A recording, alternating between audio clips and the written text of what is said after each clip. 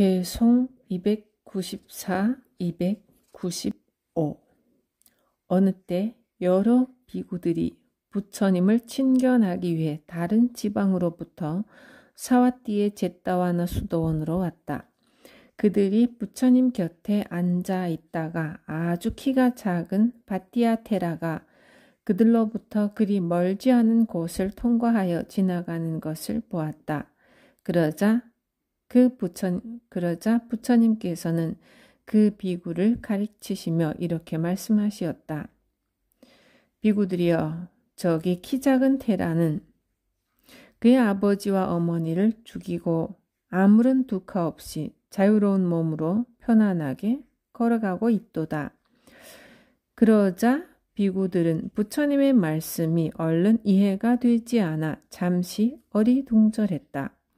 그러다가 아무래도 알 수 없어서 부처님께 조금 전에 하신 말씀이 무슨 뜻인지 설명해 달라고 사려었다. 이에 대한 부처님의 설명은 이러했다.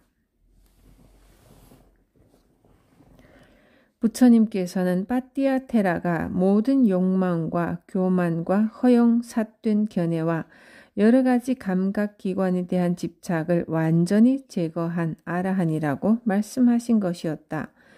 부처님께서는 욕망을 어머니에, 교만을 아버지에 비교하시어 빠띠아테라가 이 두 장애를 제거했다고 하신 것이다. 이에 덧붙여 부처님께서는 자기 마음이 영원하다고 믿는 사사따디티와 상견, 자기 마음이 영원하다고 믿는 상견과 마음은 없다고 믿는 단견은 두 명의 왕과 같고 집착은 세리, 6가지 감각기관과 그 대상 6가지는 왕이 다스리는 국토와 같다고 비유하시었다. 그리고 부처님께서는 다음에 개송 2편을 읊으시었다. 아버지와 어머니를 모두 죽이고 두 임금을 죽이며 왕국과 세리를 파괴한 브라흐마나는 모든 두카로부터 벗어나 자유로워진다. 아버지와 어머니 그리고 두 임금과 그의 모든 군대를 죽이듯 5번째 장애를 제거하기를 마치 득실거리는 호랑이를 제거한 듯한 모든 두카로부터 자유로운 브라흐마나가 저기 걸어간다.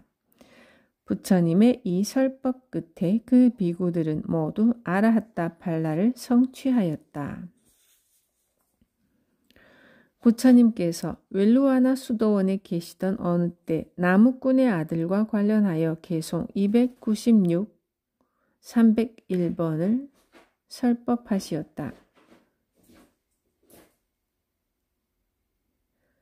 라자가하 성내에 두 소년이 살고 있었는데 그들은 구슬치기를 하며 놀곤 했다. 그런데 그중 한 소년은 부처님의 가르침을 따르는 신자였고 다른 한 소년은 외도를 따르고 있었다. 부처님을 믿는 소년은 항상 부처님의 지혜와 자비의 덕상에 마음을 집중하면서 구슬치기를 했다. 그래서 그는 구슬을 던질 때마다 나모 붓다사 부처님께 귀의합니다를 외웠다. 그러면 소년이 던진 구슬은 영락없이 목표를 마치곤 하는 것이었다. 그러자 상대방 소년은 소년대로 모든 공덕을 자기가 믿는 신께 돌린 다음에 나의 신이시여 하며 구슬을 던졌다. 그런데 두 아이가 구슬치기를 하면 언제나 따는 쪽은 나모 붓다사를 외친 소년 쪽이었다. 그러자 늘 지기만 하는 소년은 이기는 소년이 하는 행동과 방법을 자세하게 관찰해 보았다. 그 결과 그 소년은 이같이 생각하게 되었다. 저 아이는 이러저러 하면서 마음을 조용하게 가다듬은 다음 이러저러한 말을 외면서 구슬을 던져서 잘 맞춘다. 그렇다면 나도 그렇게 해보자. 이런 경과를 거쳐서 그 소년도 마침내는 부처님의 자비와 지혜의 덕상에 마음을 집중시키며 나모 붓다사를 외우는데 익숙해지게 되었다. 그러다가 어느 때 이제는 부처님의 덕상을 염하는 데 익숙해진 소녀는 달구지에 황소 2마리를 메어 성 밖으로 나무를 하러 떠나는 아버지를 따라가게 되었다. 두 사람은 나무를 잔뜩 해가지고 달구지에 싣고 성 안으로 다시 돌아오다가 중간에 환희의 동산이라고 하는 곳에서 잠시 쉬었다. 그곳에는 풀이 무성하게 자라고 있었고 멀지 않은 곳에 노천 화장장이 있었다. 그들은 거기서 황소를 잠시 달구지에서 풀어놓아 마음껏 풀도 뜯고 물도 마시도록 했다. 그런데 아버지와 아들이 준비해온 음식을 먹고 있는 동안 소들은 다른 소떼를 따라가 버리고 말았다. 그래서 아버지는 소를 찾아 이리저리 헤매었고 겨우 성 안에 들어가서야 소를 찾을 수 있었다. 그는 곧 소를 몰아 성 밖으로 나오려고 했으나 그때는 이미 성문이 닫혀 있었다. 이렇게 되어 소녀는 혼자 숲속에 남아서 수레 밑에 누워 잠을 자게 되었는데 라자가하 근교는 유령이 자주 나타나는 것으로 알려져 있었다. 더구나 소년이 누워있는 곳은 화장장에서 가까운 곳이었기 때문에 유령이 나타날 가능성이 많았다. 그러나 소녀는 무서운 생각도 없이 다만 나무 붓다사를 염송하다가 잠이 들었다. 이때 유령들이 숲속을 떠돌다가 수레 밑에 누워서 잠자고 있는 소년을 찾아냈다. 그중 한 유령은 화장장에서 먹을 것을 찾아내는 질이 나쁜 유령이었고 다른 한 유령은 전통적인 신앙을 지닌 비교적 마음씨 좋은 유령이었다. 나쁜 유령은 소년을 보고는 이놈이 오늘 내 먹이다. 우리 함께 이놈을 먹어치우자 라고 말했고 그렇지만 다른 유령은 그 같은 생각만 해서는 우리의 유령의 업보는 끝이 없게 된다. 그만두자 하며 그를 제지했다. 그래도 나쁜 유령은 그 말을 듣지 않고 소년을 수레 밑에서 끌어내려고 했다. 그 바람에 잠에서 깨어난 소년은 거의 습관적으로 나무 붙다사 하고 소리쳤다. 이에 유령은 소스라치게 놀라서 흠칫 뒤로 물러섰다. 이때 착한 유령이 그에게 말했다. 우리는 지금 해서는 안 될 짓을 저질렀다. 우리는 이 잘못에 대해 반드시 나쁜 과보를 받게 될 것이다. 그래서 그들은 속죄를 하기로 마음먹게 되어 착한 유령은 밤새 소년을 보호하고 다른 유령은 성내 왕궁에 들어가 왕의 아침 식사로 준비되어 있는 음식을 황금 접시에 담아와 소년에게 주었다. 그리고 나서 그들은 소년의 아버지와 어머니로 변신하여 소년을 잘 보살펴 편안하게 잠이 들도록 해주었다. 그들은 또 자기들이 가지고 있는 신통력으로 그간의 사정을 잘 설명하는 글을 왕의 황금 접시에 적었다. 이 글은 오직 왕만이 읽을 수 있는 것이었다. 두 유령은 접시를 수레의 뗄나무 위에 얹어두고 날이 밝을 무렵 그곳에서 떠났다. 아침이 되자 왕실 부엌에서는 당황한 목소리가 흘러나왔다. 임금님의 황금 접시가 없어졌다. 관계자들은 요란스럽게 외치며 곧 성문을 닫게 하고 사방 구석구석을 뒤졌다.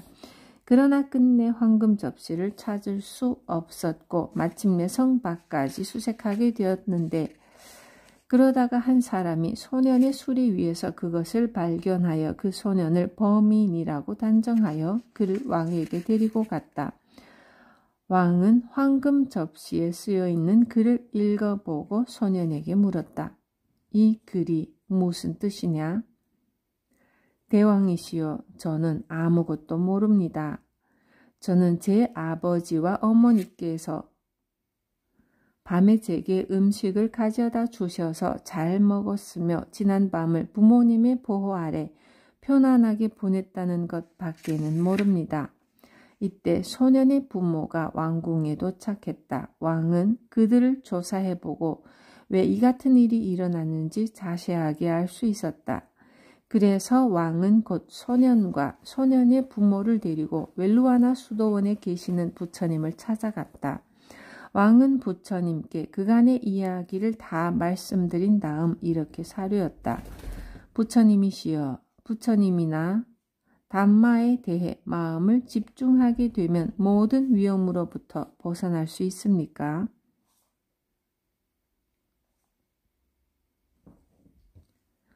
부처님께서 말씀하시었다. 대왕이시여, 열애에 대한 마음을 집중하는 것만이 위험에서 벗어나는 유일한 방법은 아니오. 그 밖에도 여러 가지 방법이 있는데 누구든지 자기의 생각과 행동을 잘 다스리고 6가지 방법으로 마음 집중을 수행한다면 그는 어떤 위험으로부터도 자기를 보호할 수 있게 되오. 그리고 부처님께서는 다음에 계속 6편을 읊으시었다. 완전히 깨어있고 조심성 있으며 신심 있는 곶다마의 제자들은 낮이나 밤이나 항상 붓다에 대해 마음을 집중하고 있다. 완전히 깨어있고 조심성 있으며 신심 있는 곶다마의 제자들은 낮이나 밤이나 항상 담마에 대해 마음을 집중하고 있다. 완전히 깨어있고 조심성 있으며 신심 있는 곶다마의 제자들은 낮이나 밤이나 항상 상가에 대해 마음을 집중하고 있다. 완전히 깨어있고 조심성 있으며 신심 있는 곶다마의 제자들은 낮이나 밤이나 항상 자신의 몸에 대해 마음을 집중하고 있다. 완전히 깨어있고 조심성 있으며 신심 있는 곶다마의 제자들은 낮이나 밤이나 항상 자비심을 지님에 큰 즐거움을 가지고 있다.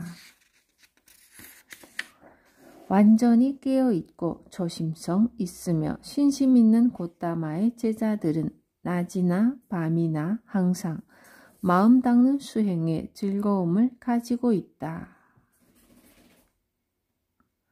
부처님의 이 설법 끝에 소년과 그의 부모는 소타파티 팔라를 성취하였고 그 뒤로도 열심히 수행하여 마침내 아라하타 팔라에까지 이르렀다.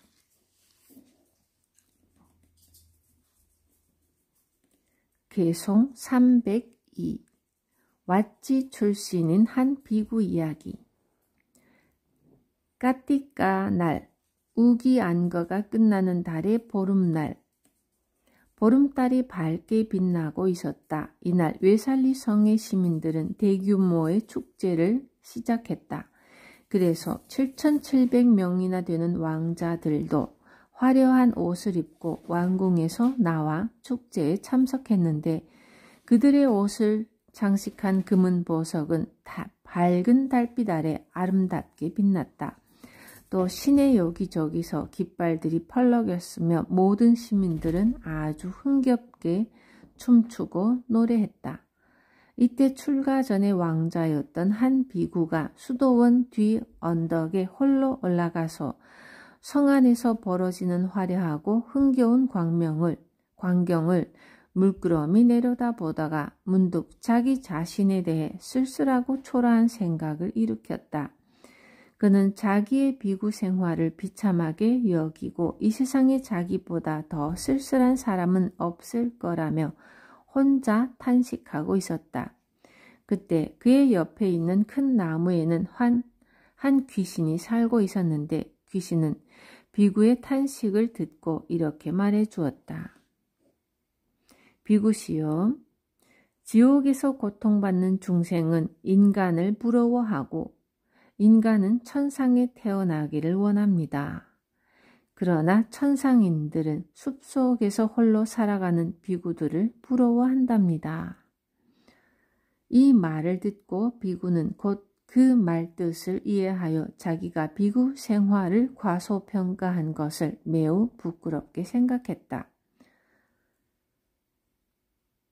다음 날 비구는 아침 일찍이 부처님을 찾아뵙고 어젯밤에 있었던 일을 말씀드렸다. 그러자 부처님께서는 이렇게 말씀하시었다. 비구여, 생명을 받아 인간이 되기는 실로 어려운 일이며 인간이 되어서도 비구가 되기는 다시 어려운 일이니라. 그리고 부처님께서는 다음 개송을 읊으시었다. 비구가 되기는 어려운 일, 비구가 되었어도 수행하여 행복하기는 어려운 일, 어려운 가정 생활은 더욱 괴로운 일, 마음이 같지 않은 사람과 함께 살기는 괴로운 일, 생사윤회는 끝없는 두카의 연속, 그러므로 생사윤회를 벗어나라. 두카의 대상이 되지 않도록. 부처님의 이 설법 끝에 그 비구는 아라하타 팔라를 성취하였다. 개송 303 찌따 이야기. 찌따는 사리푸타 테라의 설법을 듣고 아나가미 막가와 팔라를 모두 성취한 사람이었다. 어느 날 찌따는 500대의 수레에 음식과 여러 가지 공약물을 싣고 그것을 부처님과 제자 비구들에게 올리기 위해 마치 까산다 시민 3,000명과 함께 사와띠로 향했다. 그들은 하루에 1요자나씩 여행하여 한 달 만에 사와띠에 도착했다.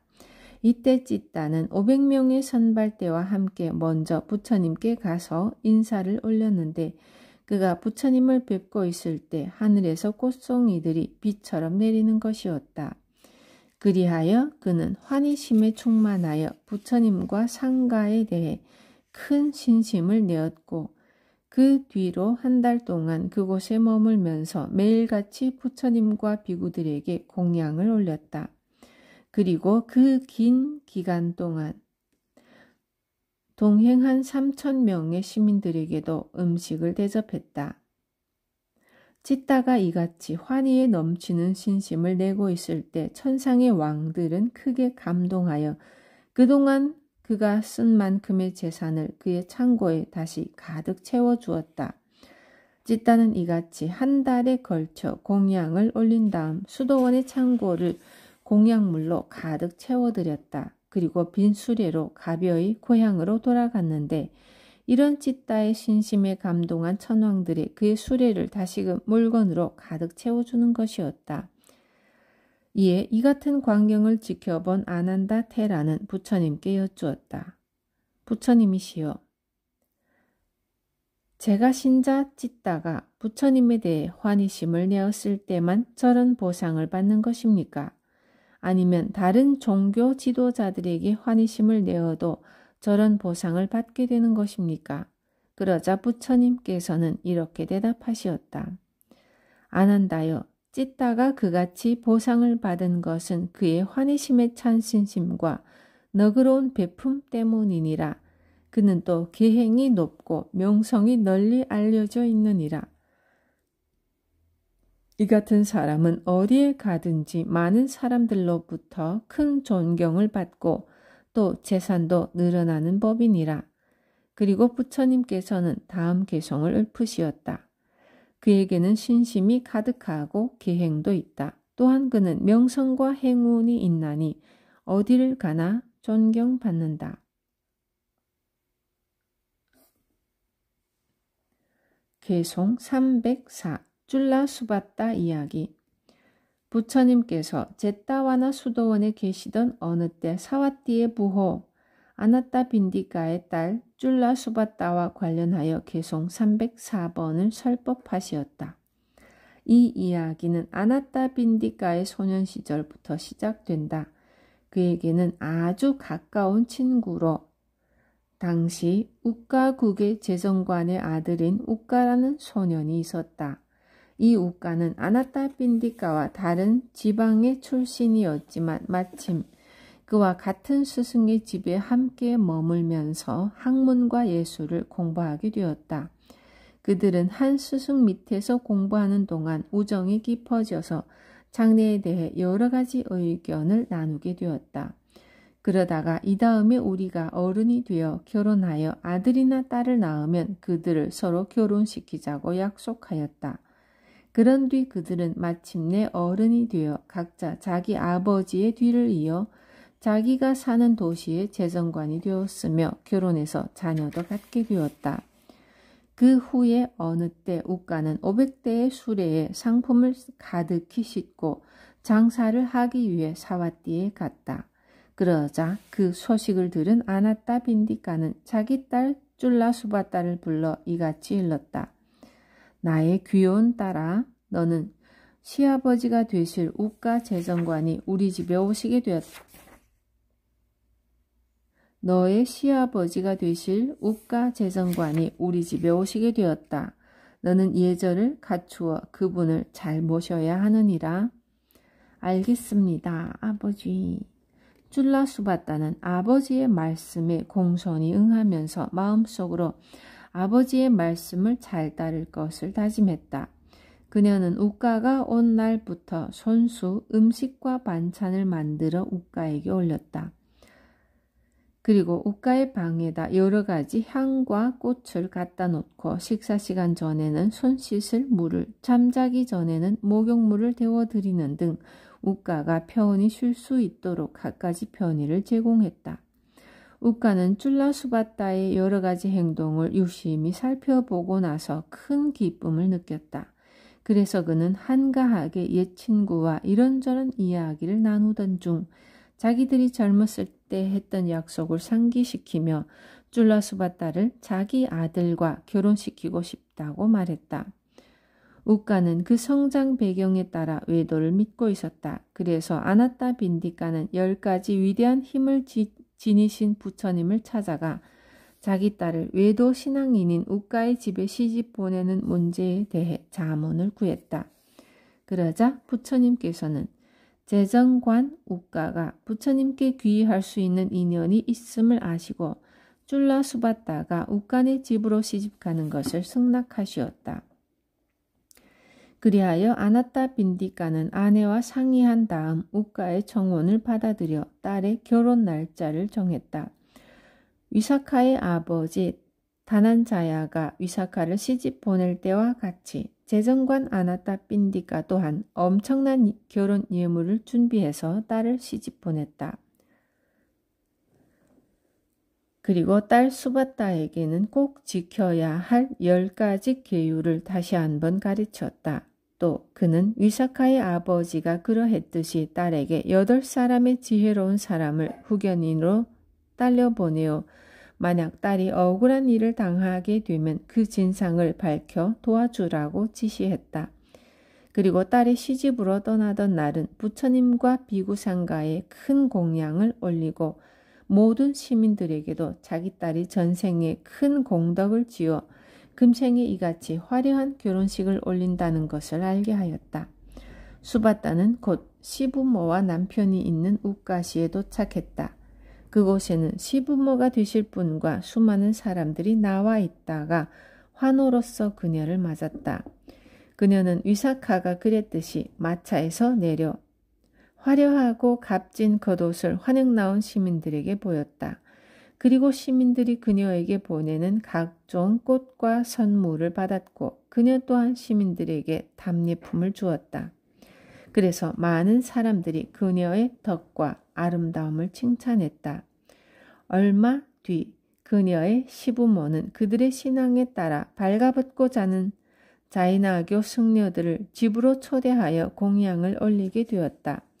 자이나교 승려들이 우간의 집에 도착했을 때 수바따의 시아버지는 며느리에게 사람을 보내어 종교의식에 참석하라고 종용했다.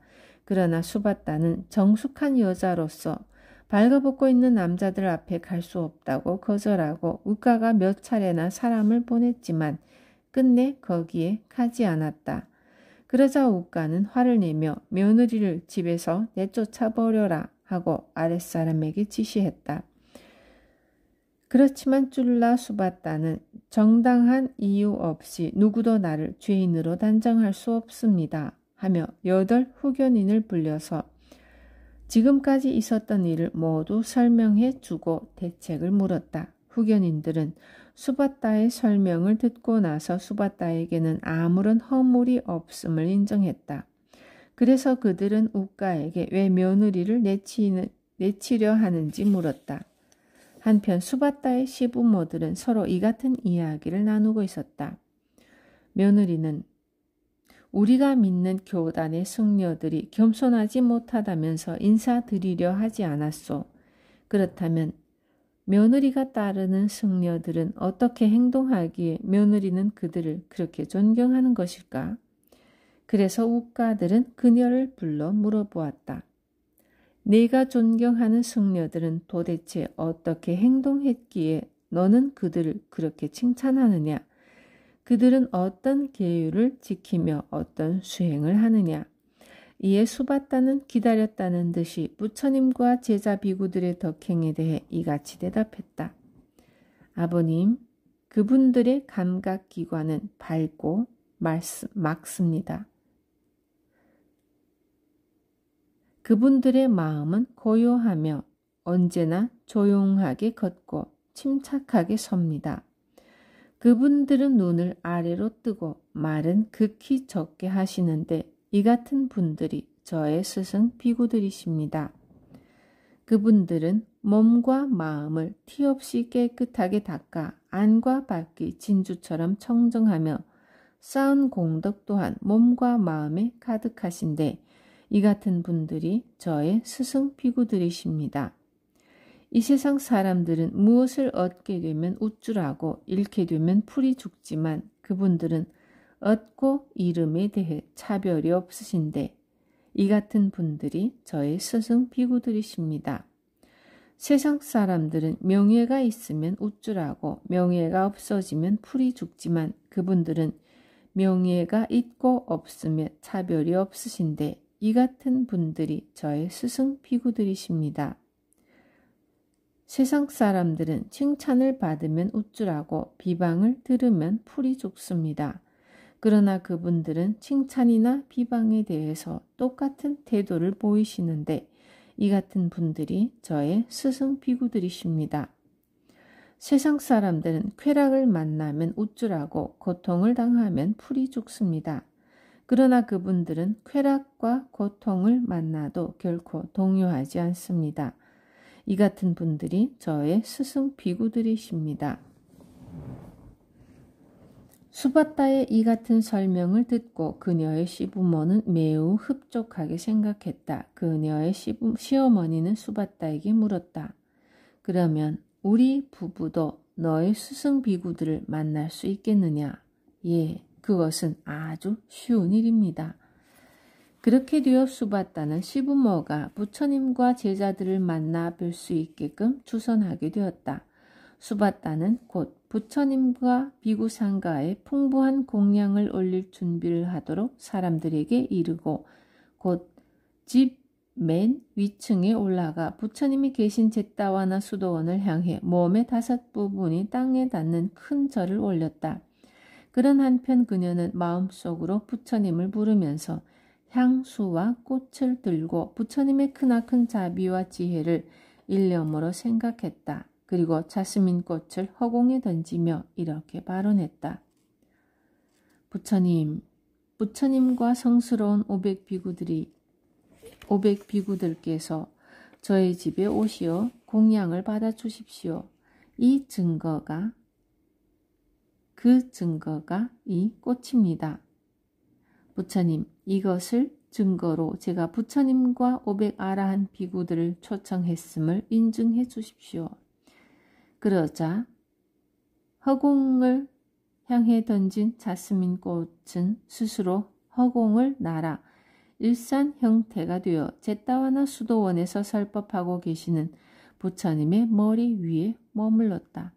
바로 이때 부처님의 법문을 듣고 있던 아나타 빈디카는 내일 부처님께서 자기 집에 오시어 공양을 받아 주십사고 말씀드렸다. 그러자 부처님께서는 선남자여, 나는 벌써 다른 사람으로부터 아침 공양 초청을 받았느니라 하시었다. 아나타 빈디카는 부처님이시여, 저보다 먼저 이곳에 온 사람은 아무도 없었습니다. 그런데 부처님께서는 누구의 공양 초청을 받으셨습니까? 이에 부처님께서는 공양 초청자가 수바타라고 일러주시었고 아나타 빈디카는 매우 놀라 수바타가 사는 곳은 이곳에서 220요자나나 떨어진 곳이 아니냐고 다시 여쭈었다. 그러자 부처님께서는 말씀하셨다. 아나타 빈디카여, 실로 그러하도다. 그러나 착한 행위는 아무리 멀리 있을지라도 얼굴을 마주 대하듯 분명하게 눈앞에 나타나는 법이니라. 그리고 부처님께서는 다음 개송을 읊으시었다. 착한 것은 멀리서도 나타나 보인다. 마치 히말라야 흰산이 그러하듯이 사악한 것은 가까이서도 볼 수 없다. 마치 어두운 밤에 날아가는 화살을 볼 수 없듯이. 이때 사카천왕은 부처님께서 쫄라수바타의 공양에 초청되신 것을 알고 천인에게 이렇게 명령했다. 지금 즉시 탑 모양의 수레 500대를 만들어 두었다가 내일 아침 부처님을 비롯한 500아라한들을 사와띠로부터 우까시까지 차질 없이 모시도록 하여라.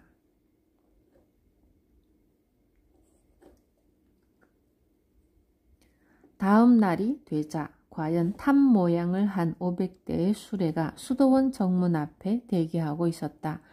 부처님께서는 500명의 아라한을 선발하시어 그들과 함께 그 탑 수레에 앉으시었고 탑들은 일제히 허공을 날아서 우까시를 향해 빠른 속도로 날아갔다. 그때 재정관 우까는 자기 가족들과 함께 부처님께서 오실 길 아래 뚝 방향을 바라보고 있었다. 머지않아 장엄하게 빛나는 부처님의 모습이 허공에 나타났고 우까의 마음은 기쁨으로 충만했다. 그는 부처님께 최상의 존경을 표하는 한편 꽃다발과 공양물을 올리면서 부처님을 환영했다. 그는 부처님을 비롯한 아라한들에게 향기가 좋고 질 높은 음식을 풍부하게 공양드리며 각종 예물을 갖추어 올리기를 이랫동안이나 했다. 한편 부처님께서도 우까의 착한 마음을 칭찬하시고 그와 그의 가족 그리고 많은 시민들을 위해 설법하시었다. 그리하여 우까를 비롯한 수많은 우까시 시민들이 부처님의 법문에 환희심을 냈고 담마를 이해하게 되었다. 부처님께서는 수바타의 신심과 선업을 키워주기 위해 아누루타 테라를 우까시에 남겨놓으심으로써 수바타의 스승이 되게 하시었다. 이때부터 우까시는 부처님의 가르침을 따르는 신심 높은 도시가 되었다. 개송 305 홀로 사는 비구 이야기. 에까위하리테라는 다른 비구들과 잘 어울려 지내지 않고 대부분의 시간을 혼자서 보냈다. 그는 음식도 자기가 머무는 곳에서 혼자 먹었고 탁발도 혼자서 했으며 좌선, 경행 등 일체를 혼자서만 했다. 그래서 비구들은 그에 대해 좋지 않은 감정을 갖게 되어 그의 행동을 부처님께 보고했다. 그러자 부처님께서는 그를 나무라시기는커녕 칭찬하시면서 이렇게 말씀하시었다. 열애의 아들 에까위하리 비구는 참으로 비구답게 생활하고 있도다. 무릇 비구는 마땅히 몸과 마음과 입을 고요히 하고 한적한 곳에서 자기의 몸과 마음에서 일어나고 변화하는 여러 현상을 예리하게 관찰하여 마음을 일념으로 집중시킴으로써 항상 평화롭고 고요한 상태를 유지해야만 하느니라. 그리고 부처님께서는 다음 개송을 읊으시었다. 그는 홀로 좌선하며 홀로 눕고 홀로 걸으며 열심히 수행한다. 그는 스스로 자신을 다스리며 숲속에서 홀로 지내기를 즐긴다.